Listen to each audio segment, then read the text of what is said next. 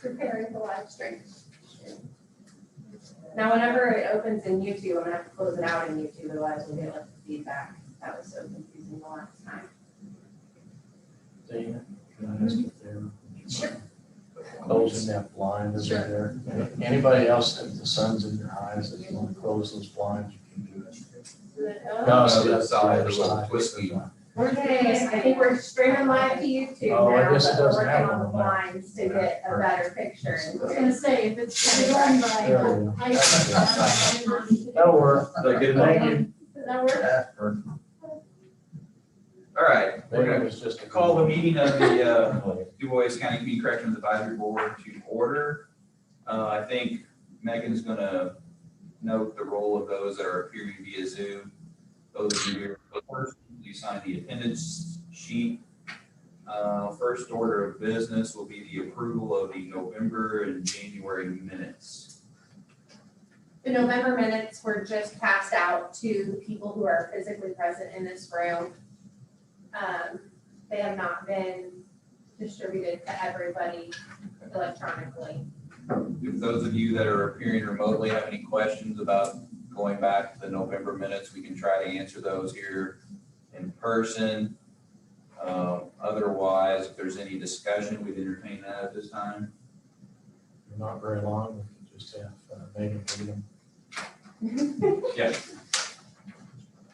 If there's no discussion, I would entertain motions to approve both the November and January minutes. Okay, we got a motion from Judge Burkamp. Is there a second? Any seconds that motion? Any other discussion? All those in favor say aye. Any opposed? Okay, motion carried. Next on the agenda would be, I guess, Megan, Director's report. Okay. So I have shared with you all an agenda, but I'm gonna go ahead and share my screen as well so that you can see what I'm talking about.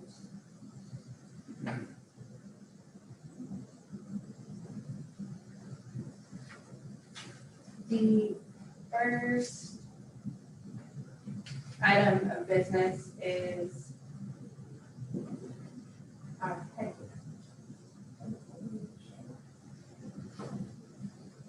head count. Right now, we have 14 juveniles in community service, participating in community service. We have 58 adults who are participating in community service. 6 individuals are on day reporting. We have 67 individuals on electronic monitoring, 65 in work release. And then those numbers down at the bottom, those indicate our pretrial monitoring individuals that we're serving. So 10 on basic pretrial monitoring, 44 on moderate, and 33 on enhanced.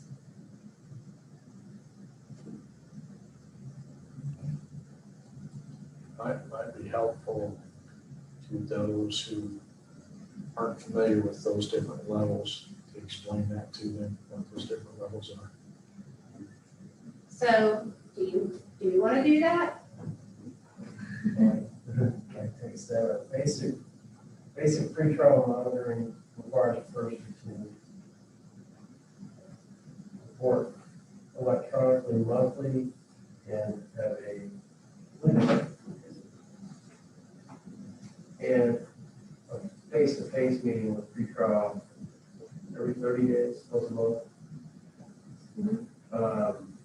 And moderate is, again,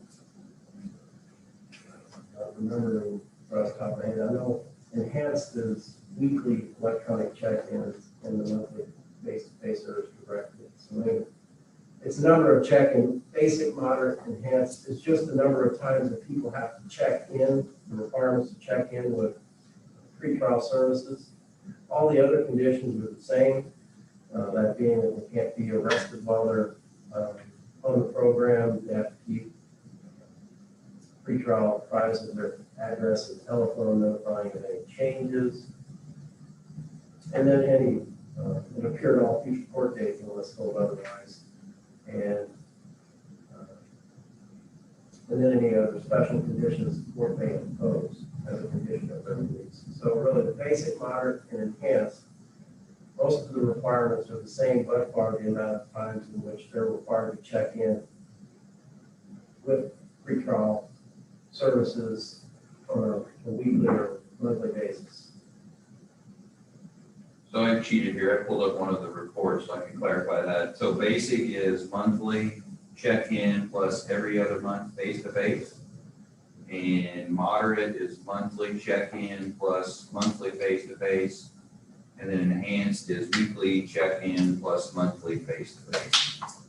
So as the judge said, then there's additional conditions that the courts can impose, but those are the difference in those three types of monitoring. The first number you said, those are electronic check-ins, right? Zoom. Yes. Telephone. Or they use that fingerprints pad there's that fingerprint pad in the lobby of the community corrections building. They go in, that's what it was designed to do, so they're supposed to go. But with COVID, we've allowed them to do either Zoom or emails as another form to keep the traffic out of the community corrections building. But when things ever open up again, the electronic will be the thumbprint scan in the building itself. And that's also the link that Melissa created to put on our website too now, to where they can check in electronically, filling out the link with like the different domains that she needs information for monthly. So I think the thing with pretrial monitoring is that community corrections is able to just add a level of monitoring to individuals who may have otherwise just posted a cash bond.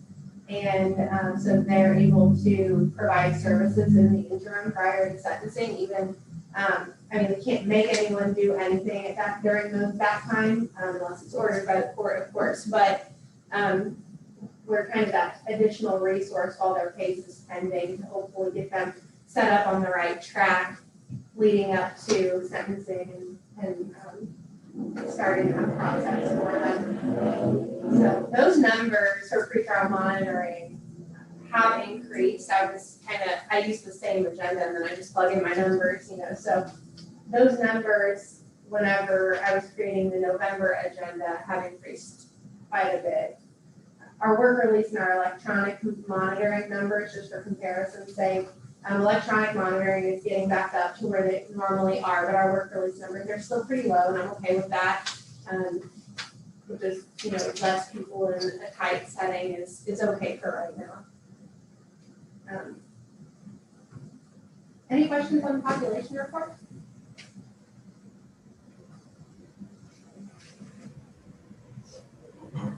So then the next piece, and now I can share my screen with this, is our collections and expenditures report.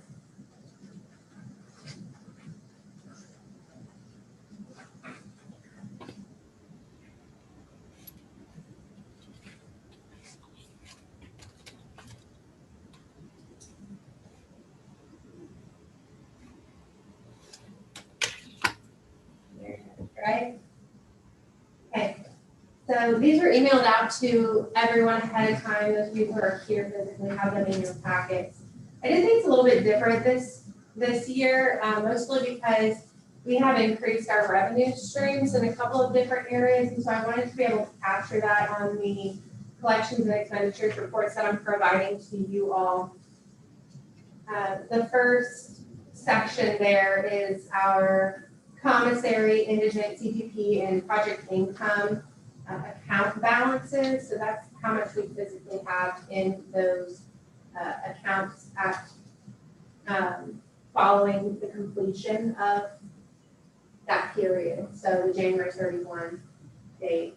This also shows expenditures for project income.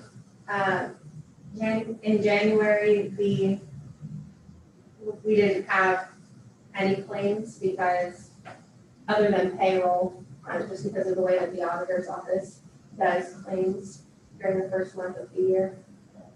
So there were no expenditures other than payroll during that time. And then we had drug screen expenditures for the DOC grant. And I think that was paying like a December bill, so they kind of let us slide it through.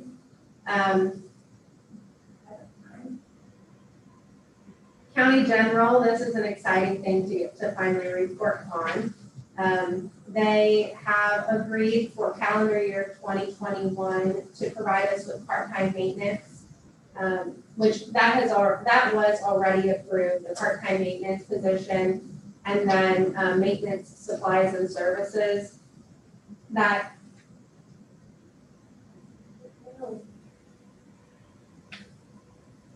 Those were parts of our budget already, but that has increased. And then the utilities piece, that is new to the county general budget. The county has agreed to start covering the utilities of the community corrections buildings into our county building. And then pest control, which is another piece that kind of falls under building maintenance. I should also mention too that on project income and on the IDOC grant, both of those say on the left-hand side is this 2021 extension budget. And what that means is that the grant that we submitted, we were approved through June of 2021 for it's essentially an extension of this calendar year grant of 2020. We had originally submitted a full calendar year grant for 2021. But with COVID, they weren't able, no, not with COVID, why did they? I thought they were changing from They were- fiscal year to calendar year. Mm-hmm. And so they made the first budget on part of the year. Yeah. Yes, you're right. We were switching from a fiscal year to a calendar year and COVID happened. So basically they weren't necessarily sure how much more they would be able to fund whenever they were approving our 2021 grant. So because they weren't really sure how COVID was gonna have an impact on tax dollars and what their budget was gonna look like for 2021. So this project income and the DOC grant, both are just extensions. So what you're seeing here is half of a year's budget. I anticipate duplicating these numbers starting July 1 and then just running through another half of a grant year, but I haven't been told for sure. The Lilly grant, that we discussed in our November meeting, whenever Clayton was present, we did get that Lilly grant. And so that money has come through and we have that allocated. It's been approved by the county council and the county commissioners for hiring a case manager and a treatment program facilitator. We're also going to be using that funding for workbooks for our evidence-based programs. And for contracted services, this is for contracted facilitators to be able to provide classes at night whenever our full-time staff isn't necessarily always available, even though they all also work one late night a week. And then there's also money allocated there for training to be able to bring additional cognitive behavioral programming to those who are just as involved. Page 2. Any questions so far? I'm sorry. I don't Sure. have. Yes. The very first number on your whole sheet kind of jumps out, commissary, almost $15,000 Okay, a yeah, month. thank you. I'm glad you pointed that out because I would have missed it. We collected that much that month because that was when we received the reimbursement from the CARES Act. We had, whenever we were dealing with and expending money on additional cleaning supplies and all that stuff, we purchased it out of the commissary fund because it was something that we needed immediately. Whenever we had those expenditures reimbursed, we had it reimbursed directly to the commissary fund. So that's what that collections is. That's not a typical collections month. In fact, I'll show you February's is more around the 5,000, 6,000 mark.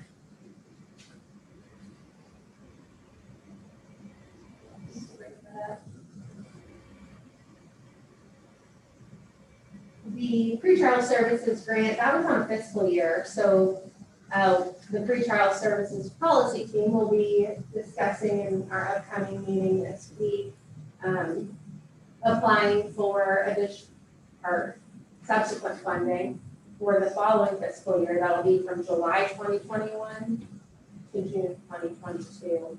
So I have here I have what's remaining in each of the line items for that specific grant. This grant employs a pretrial services officer, but there's also funding there for our public defender counsel to be present at initial hearings. And then travel and training, we were hoping to get to some good training for our policy team, but a lot of that has been canceled, so haven't expended any of that just yet. Drug testing to cover their pretrial services participants' cost of drug screening, and then transportation in case they have barriers in that realm of their life. The Amelia Endowment is is the grant that we received from DuBois County Community Foundation. This grant was specific to cognitive behavioral services. We used it to pay for our program facilitators and for our workbooks. And so that's the remaining balance from that grant. Our misdemeanor fund, that is typically what we would have used in the past for utilities. This year, since we were able to free some of that funding up, we were able to put it toward contracted services, but that was prior to receiving the Lilly grant. So I think that there might be some wiggle room there to figure out whether that maybe goes toward part-time employees, because I always fall short there. But that I think remains to be seen. I'm not really ready to make any moves on making a recommendation for transferring that just yet. Then we also have our substance abuse council grants. Thanks to the DuBois County LCC, we receive grants annually if we apply for them. One of which is an incentive grant, which helps to incentivize pro-social behavior. The next is our cognitive behavioral workbooks and motivational interviewing training that Dana plans to attend. And then lastly, I put our COVID there. That's really split between the justice partners. But I have it here because it's funding that I'm kind of managing and being funneled through community corrections in a lot of ways. So just wanted you all to be aware of that funding as well. What questions do you have about January?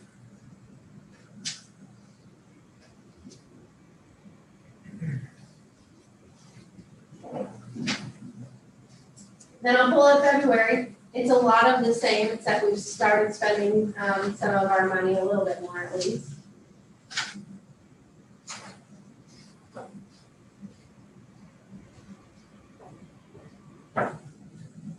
Does anyone at home or from Zoom have any questions? I feel like I haven't really been able to monitor what's going on with you all over there, but if you do have anything, feel free to just unmute yourself and join the conversation.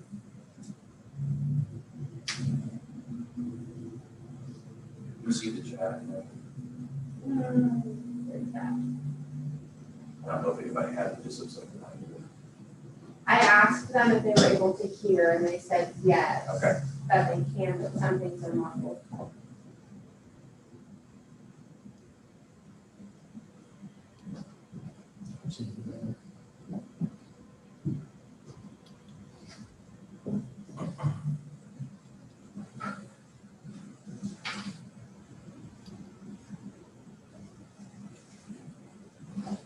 And everybody at home has had these documents emailed to them as well, so. There's really nothing to report on the February financial report. The numbers are as reported.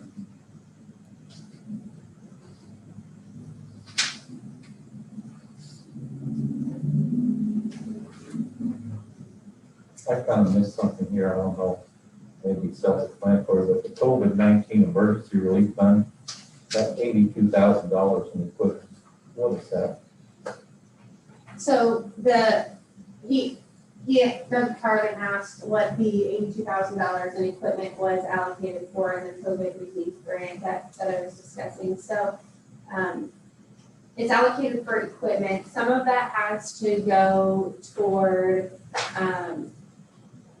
like laptop computers for various departments in the justice system. So, this grant included Superior Court, Circuit Court, Probation, Prosecutor's Office, Community Corrections, A&D, and Drug Court. And then, so it's going toward laptops. We also hope to upgrade our Wi-Fi in the Community Corrections building in such a way that it will be able to be transferred over to our new building whenever we expand. And then the other component of that is upgrading the video and recording capabilities as much as possible within the courtrooms. But we haven't received we haven't made any moves on that as far as like quotes or anything.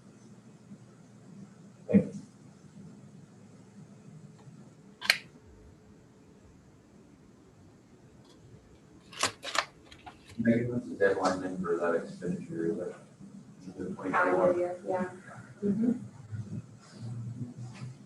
Yes, which, and I feel like part of that equipment expense kind of hinges on what happens or whether or not it's able to be transferred to a new justice center if one is built. So what do the one what would that be?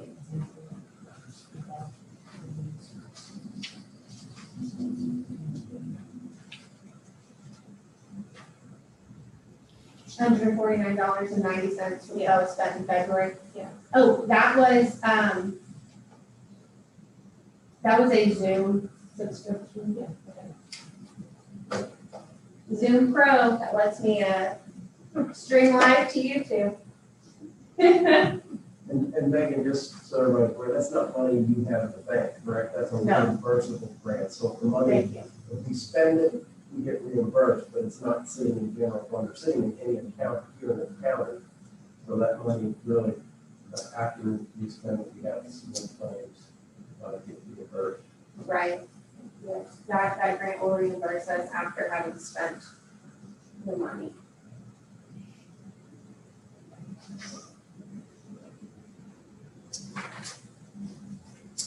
Any other questions?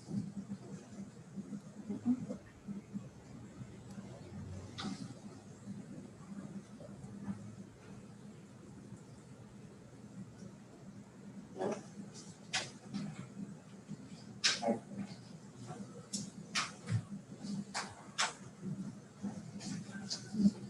Then the next item on my agenda is the court transfer, drug court transfer, and additional appropriation requests. So those are also provided in, those of you who are here, it's in your packet. I also had emailed them out ahead of time. These are truly to, they're formalities so that what we have at the county level mirrors what we have at the state level. So I'll start with the first one. They look almost exactly the same. We'll start with the one that says supplies right up here in the 200 series. I should show my screen again.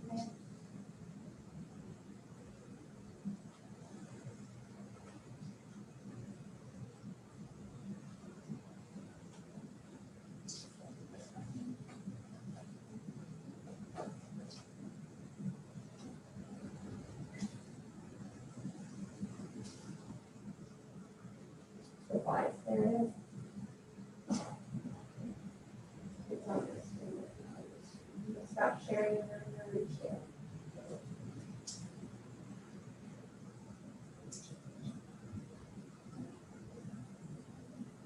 There it is, supplies. So this one, when we originally submitted, this is actually a transfer request.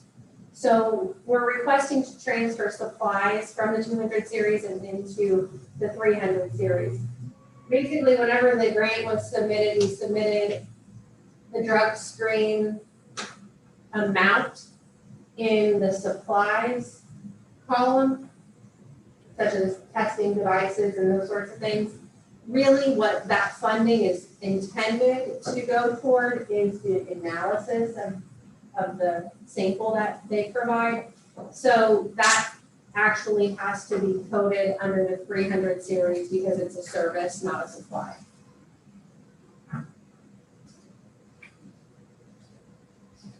The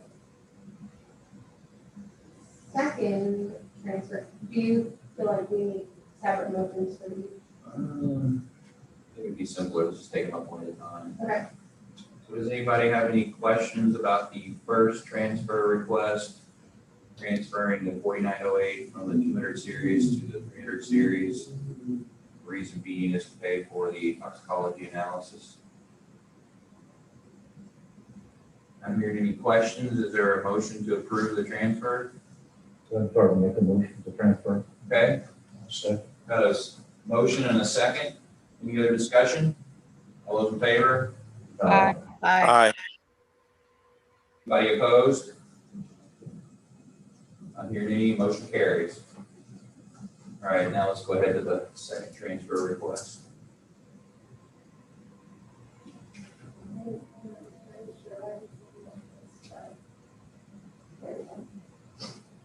So this is actually what would be considered an additional appropriation request, and the reason that we're not actually asking for additional money, basically at the end of 2020, there was a remaining balance in the incentives line item at the courthouse, in the auditor's office. So that $900 that was remaining at the end of 2020 was encumbered into 2021. So that brought the incentives line item from 500 plus that $900.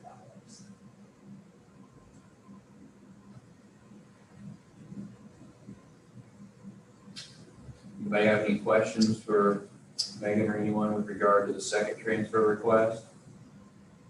No. I'm hearing any questions. I would entertain a motion to approve that transfer as well. I'll make that motion to transfer $900. A motion, Second it.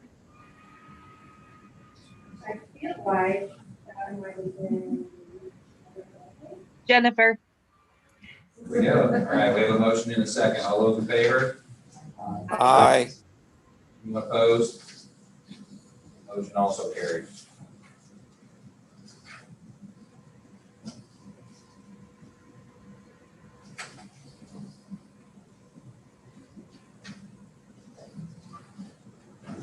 Get some Dairy Queen incentive cards now. They roller soap alcohol. We do? Yeah, they default to the. I didn't know that. So does Walmart. Dairy Queen. No roller. Oh. Used to be the one grocery store where we could get incentive gift cards and now we sell alcohol. We get them at Hubs, so they're in some target, and then you can get them to where they're only for gas.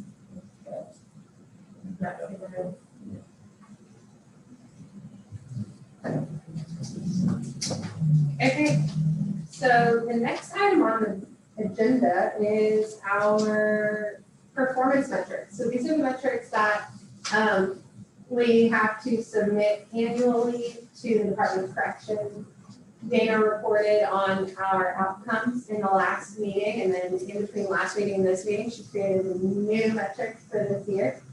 So She'll be presenting for community corrections, and we also have drug courts metrics in here, and Adam's here to present those as well. And then I think mine's joined virtually to be able to add if you would like to. So we'll start with Dan. You say, Adam, you don't want to go first? No. I'm gonna move up here because I want to be able to face everybody, and I'm assuming that people can probably hear me better via this way. So, all right, so performance metrics. Yes, we finished up last year and I reported on the results of that. So kind of springboarding off of those results from last year is how we set goals for the forthcoming year. So whenever you look at a lot of these goals, a lot of them are very similar, if not the same, except the goal is higher because we up the ante a little bit, if you will. I always like to keep us striving and setting a higher bar, and I think you can kind of see that when you look over these performance metrics. So I'm just very quickly going to go through these, and if you guys have any questions, feel free to ask me. I'll stop after each one. If you have a question, feel free to ask it.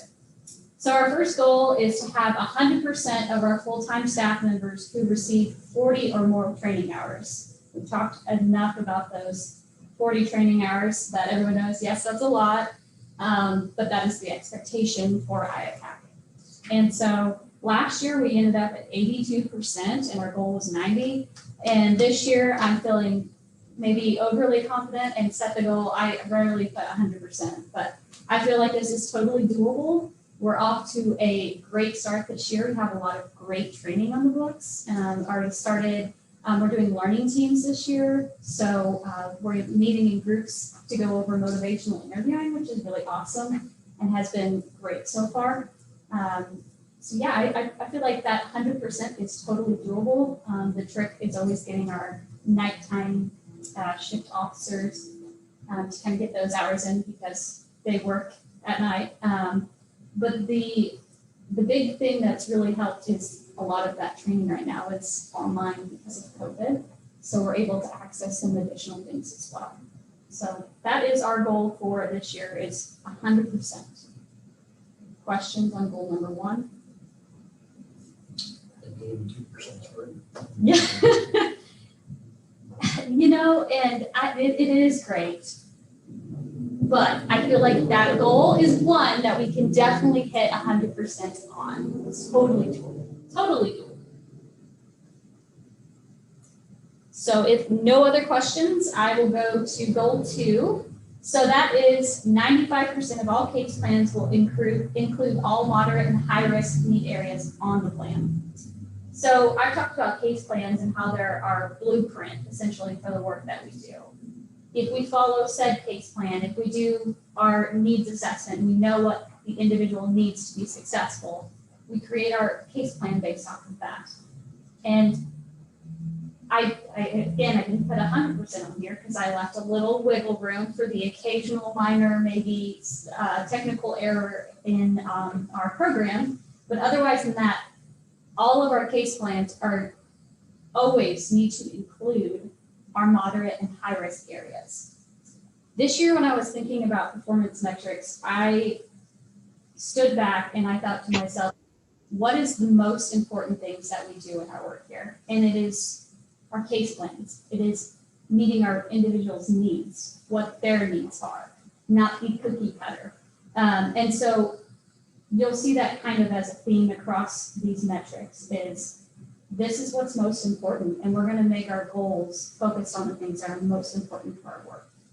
So this year we sat at 90, or our goal is at 95, and for our audits from last year, we weren't doing too hot, and I would assume hopefully that is from COVID, but I am excited to get that measure up and running. So we will be doing case plan audits throughout the year, and I will be monitoring that. And this is, in my opinion, probably the most important goal on here. Questions? Goal number 3, 85% of all moderate to high risk participants who have successfully completed any of the DCCC programs with a length of stay length of stay with 120 days or more will receive an exit assessment. This one is the same as last year. We actually just upped the goal. I think this particular metric is incredibly important because this is how we prove our effectiveness. So if we can't prove our effectiveness, we can't show the result of the work we're doing, then we're missing out on really the true meaning of, okay, so we said we're going to do this, now are we actually doing those things? And so we're able to show from start to finish the effect that we have on the individuals that we're working with. So our goal there is 85% to have those exit assessments. We've got a process set up for that already too, so that's a carryover, so that's working out well. Questions on goal 3? So you know what my question was, is with the 120-day minimum stay, what happens or how do you track those that stay there less than 120 days? I am still tracking them. We had that dosage sheet that I made last year. I still track all of this information, like all of that information. You'll notice dosage isn't on this sheet at all, but that is still incredibly important information. So I keep track if someone's there for 5 days or 5 years, I have all of that information compiled. Yeah, because it's still important to know, right? It is, right? I think it helps inform too, like there have been a lot of changes in the structure of not just here, but our national criminal justice system. So using that as information to inform, okay, future is a length of stay of 5 days or 120 days, like which one's more effective in looking at that. So I think that's a good potential there to inform teachers, practice changes. So yeah, I still have that information. Good stuff. Any other questions? Goal 4, 80% of all moderate to high-risk participants will be referred and actively attending weekly programming. That key word in there is and actively attending. It's not good enough for you to just show up one time and call that attending programming. So I sat down with our treatment program facilitator, Scott. We discussed with Megan a little bit of what we want to define that as. So we defined it active as attending at least 2 times, 2 classes in a month, because typically it's 1 class a week. The goal for this, looking at 80%, our moderate and high-risk individuals are going to be the harder ones to get to programming. That's why they're moderate and high risk, right? So in a perfect world, we would refer them to programming. They'd show up every week. We'd get a lot out of it, and we would just go on our merry way. But unfortunately, they fall into that risk level because maybe they're a little bit resistant at first. Maybe they don't have the motivation to complete it. Maybe they don't see the value. So part of our work is just getting the people in the door. And then once we get people in the door, we want to keep them attending regularly, actively, and progressing through our programs. Because that is one of the things we've really focused in on is expanding just beyond, most people know us for MRT, but expanding beyond to offer different programs to people past MRT to continue building on the progress that they've made through those programs. So our goal is 80%. As of January, we're sitting about 60%. So I think this is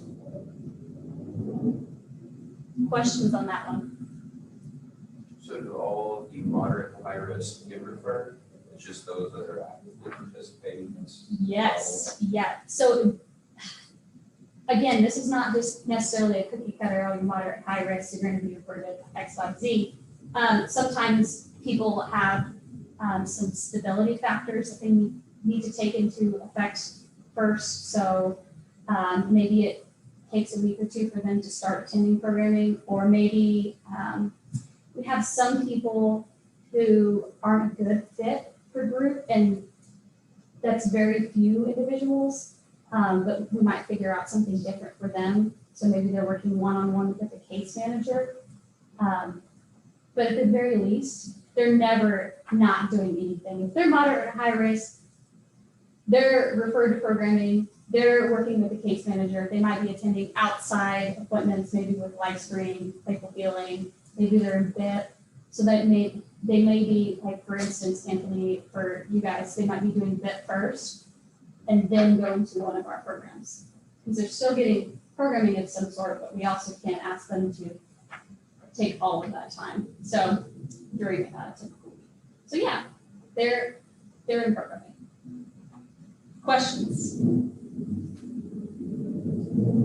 If not, I will go to the last goal. This is the exact same thing as last year, except we just upped what we want to hit as far as our risk reduction rate.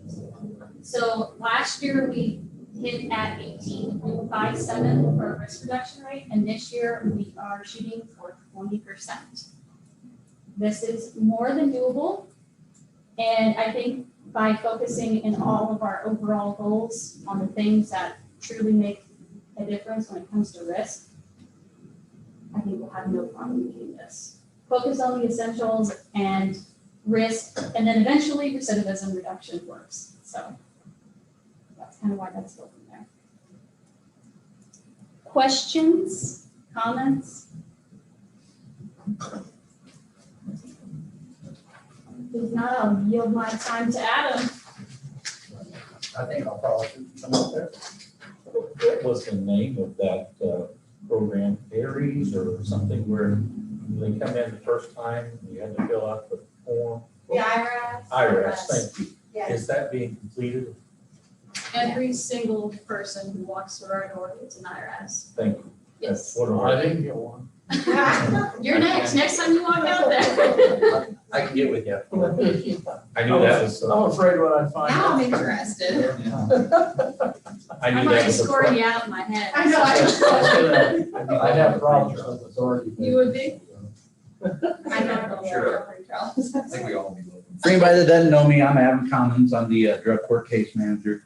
Excuse me, just- I know that was a problem for quite a while, and we wasn't getting those, that was, got us in some trouble. And that's why I asked if that was good, that. Drug court's doing that as well also. IRS is stuff. I'll just go along with our goals here.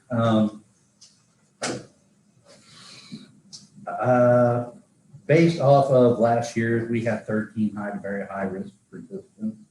This year, this is at any one time, because drug court's an 18-month program. So it's kind of hard to say how many we have in a year. We actually serve probably 20, 25 people a year. But at any one time, it's an average of 13 people from last year. I'm looking to increase that to 18, and we're focusing on high to very high, although we can take moderate to very high. It seems pretty feasible because we've got 11 people now. We have 2 more that have been accepted, and then we have about 3 or 4 more people to interview. So we're looking to target that. I try to make it a feasible goal. I know in the past it was a little higher number, but yeah, our goal is not very lengthy. But if anybody has any questions on that or drug court in general.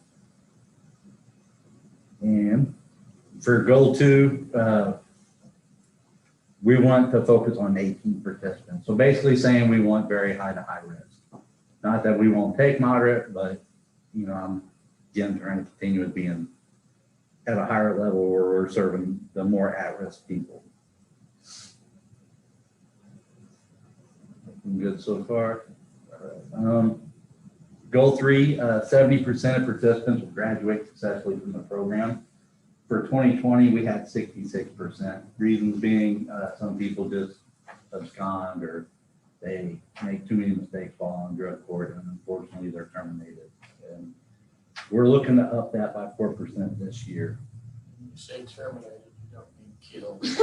Correct. I was gonna say terminated, so. Terminated unsuccessfully. Terminated from the program. Right. We don't take them out back or anything. So That's kind of a harsh thing. it would be. And as far as retention goes, that's goal 4. We look at retention as how those 18 people that we have continued at any one time that we're retaining. And are not, per se, being let go from drug court or absconding. Last year, we had a 39% retention rate. I think that's fairly well because we're serving high to very high risk population of people. So that shows that I guess it's effective at keeping them in throughout the year. So, but if you look at it at 18 months, it can dip, can go up even higher. Even looking at 18 months, the completion of the program, most people are being retained. And goal 5, we're looking to do 80% of appointments having evidence-based practice material in. Put it at 80% because there's a lot of appointments that aren't scheduled. People come in, they talk, they have issues or whatnot, and it's not, that's more of a me talking to them as a human being and not trying to work on a goal or an objective at that time. So that's why it's not at 100%, although feasibly it probably for next year, it'd probably be 90 because we are doing evidence-based practice at every scheduled appointment. We are working on goals, addressing their needs. So our goals are pretty little, not as lengthy as Dana's, but open to questions. If anybody has any questions about drug court or the population we serve or anything at all, I'm more than willing.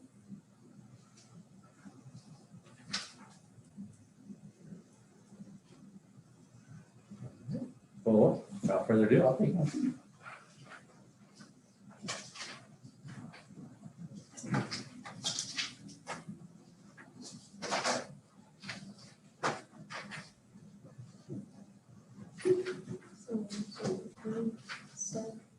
Yes, so he's made, Board approval mhm, for both. yes.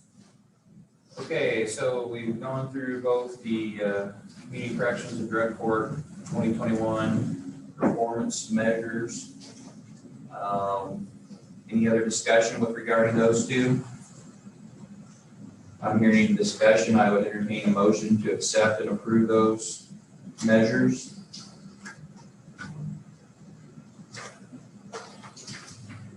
I'll make it. Judge Burkham, is there a second? Okay, Aaron Simpson with the second, and any other discussion? All those in favor? Aye. Aye. Any opposed? Motion carries.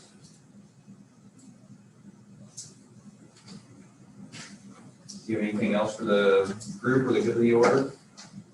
Okay, I have not. think. Anybody have any questions? It's on Zoom. All right, it's everyone's favorite time of the meeting. Entertain a motion to adjourn. I make a motion to adjourn. Okay, second, Judge Connell. All those in favor? Aye. Aye. We are adjourned. Thank you.